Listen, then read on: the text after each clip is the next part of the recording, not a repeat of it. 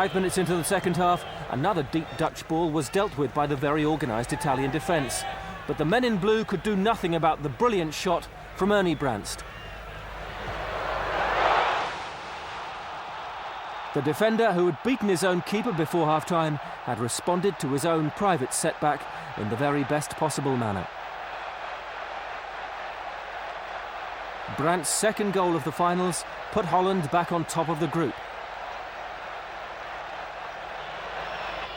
With 15 minutes remaining, Holland were growing in confidence, and after the effort from Brandst, they were shooting from anywhere. Zoff knew it, he didn't get his defensive wall organised in time, and Adi Hahn found him out, thumping another wonderful shot in off the post. Hahn had done it before, surprising West Germany with a wonderful strike. This suggested it was no fluke. Italy had no way back now. La Squadra would have to wait for its third world title. Holland were through to their second successive World Cup final.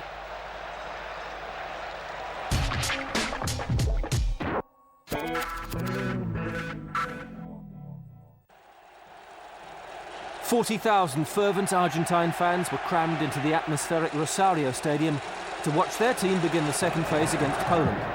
Third at the previous finals in West Germany, Poland found the passion of the home fans and their team too much. In the 16th minute, Mario Kempes arrived to head in. It was the striker's first goal in 4 games at the finals. He read the trajectory of the ball perfectly before beating Polish keeper Jan Tomaszewski.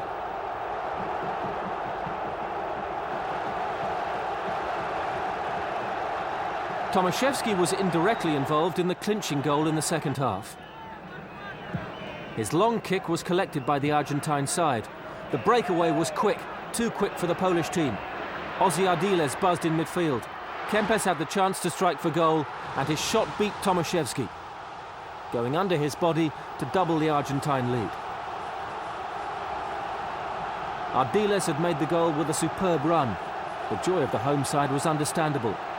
Their nation expected nothing but victory from their team, and thanks to Kempes and some lucky breaks inside the Polish defence, they could keep smiling, for now.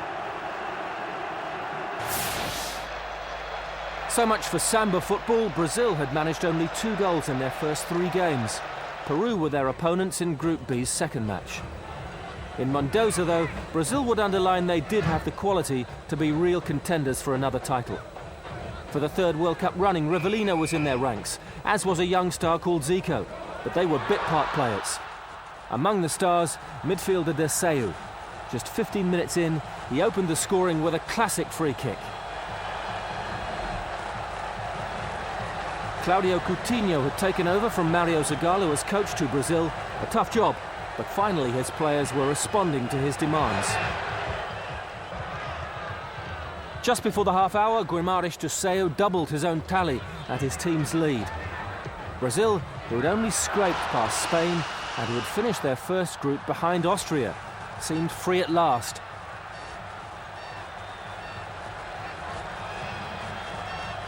Deseu's wonder strikes had made such a difference, although the Peruvian goalkeeper's positioning had to be questioned.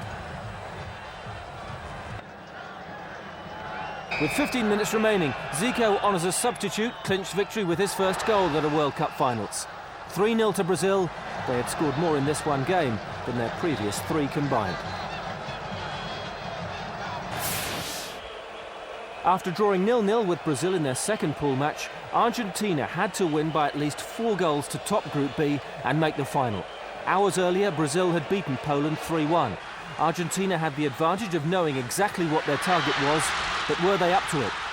20 minutes, a whole nation began to believe. Mario Kempes put the home team in front with his 3rd goal of the finals. The 40,000 in Rosario, Argentina's second home, went wild. Kempes did superbly, demonstrating the full range of his repertoire. It would make him one of the best strikers in the world in the coming years. That goal was important, but not as crucial as the second just before half-time. From a corner, defender Alberto Tarantini headed home to put Argentina 2 up. They were halfway to accomplishing their mission. Peru's performance had not been impressive. Their disintegration in the second half would lead to accusations they had been bribed. Brazil were not impressed by the display of their South American cousins. 60 seconds after half-time, Kempes was there again, taking the lead to 3-0. Argentina still had to score one more goal to reach the goal difference required, but with 44 minutes left to play, that now looked inevitable. More poor Peru marking. Kempes couldn't miss. And 4 minutes later, it was 4-0. A wonderful team move began with Kempes and ended with the header by his strike partner Luque.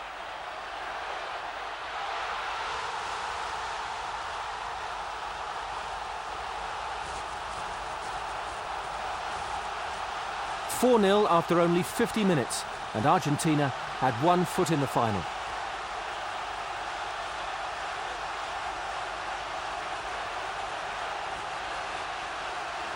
Menotti's side weren't finished.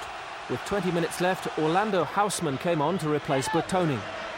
A minute after his arrival, Hausmann made the most of more approach play by the unstoppable Kempes to extend the lead still further. Rosario was in raptures. The home nation were going to the final. There had been no foul play according to them. Argentina had simply been too good. And before the finish, Menotti's side rode the wave of passion to score their 8th goal in 3 games. They had conceded none. Again, Peru's defence paid for some dreadfully lapse work. Luque profited as possession was conceded cheaply again. And like Kempes, Luque scored his 2nd of the night and his 4th of the finals. 6-0 to Argentina on the night, and the South Americans had qualified for their 2nd World Cup final, 68 years after their defeat to Uruguay in the inaugural competition. Referee Wirtz brought to an end one of the more dramatic matches in World Cup history. Allegations of corruption still exist to this day.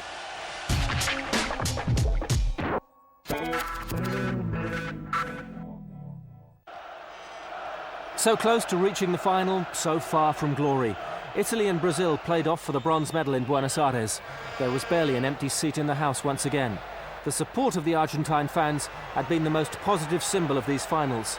And most were delighted when their despised rivals from Brazil found themselves a goal behind. Franco Causio, the veteran striker, beat Emerson Leão, the Brazilian keeper, to put Italy into a half-time lead. Back came Brazil, rising to the challenge. Just after the hour, a World Cup full of wonderful long-range goals had another added to the list. Fullback Nelinho struck from almost an impossible angle, with an extravagant right-foot shot that had even Dino Zoff bemused. One of the great Brazil goals in World Cup history. Perhaps a bit lucky, but you had to admire the sheer audacity of number 13, Nelinho. 15 minutes from the end, Brazil had the lead for the first time. Deseo had been their player of the finals, and his 3rd goal of the tournament was a fitting parting shot from the Brazil playmaker. He benefited from the knockdown and dispatched his shot past the despairing Zoff.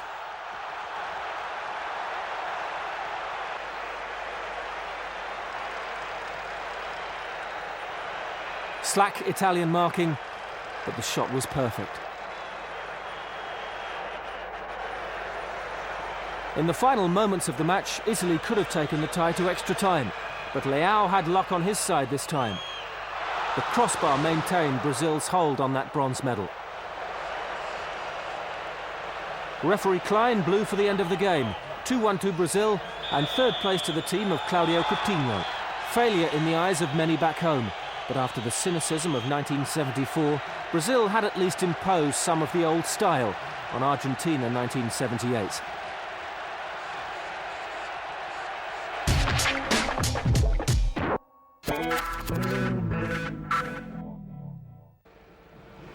The 11th World Cup final between Holland and Argentina began with an argument. Luis Cesar Menotti, the Argentine coach, was edgy. The kick-off had been delayed.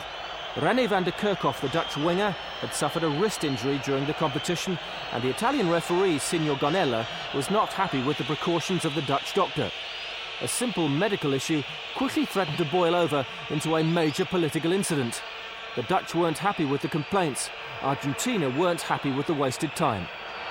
In the end, Van der Kerkhoff did appear, and both sides set to work on making history. Both had been to a final just once before. Both had yet to win the game's biggest prize. Early on, Johnny Rep found space for a header, but couldn't hit the target.